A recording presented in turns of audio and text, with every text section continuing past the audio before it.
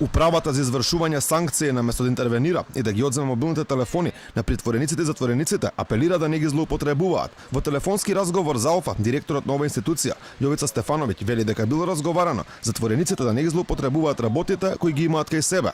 Направени беа вонредни контроли кај затворениците, беше разговарано со нив, побарано беше да не ги злоупотребуваат работите кои ги имаат кај себе.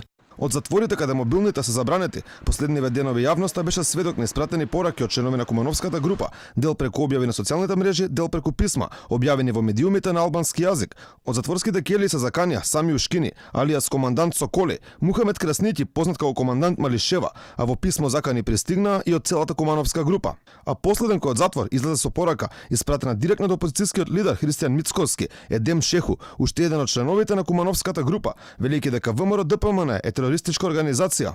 Страшливци се вашите кукавици со сиви и црни униформи камуфлирани со маски, кои редовно не малтретираа со врзани раце за време на транспортот до судовите. Ние ги заробивме вашите полицајци и откако ги врзавме, не ги малтретиравме ниту ги допиравме со рака, бидејќи треба да си како вас кукавиците на ВМРО, страшливци и гнасни за да малтретираш некој кој е со раце врзани зад грб. Овој начин на дејствување разликува Кумановската група од страшливците на терористичката организација ВМРО. Во меѓувреме од МВР информираат дека од вчера секторот за компјутерски криминал работел на случајот поврзан со заканите кои пристигнуваат од затворските установи на притвореници обвинети за кумановските настани.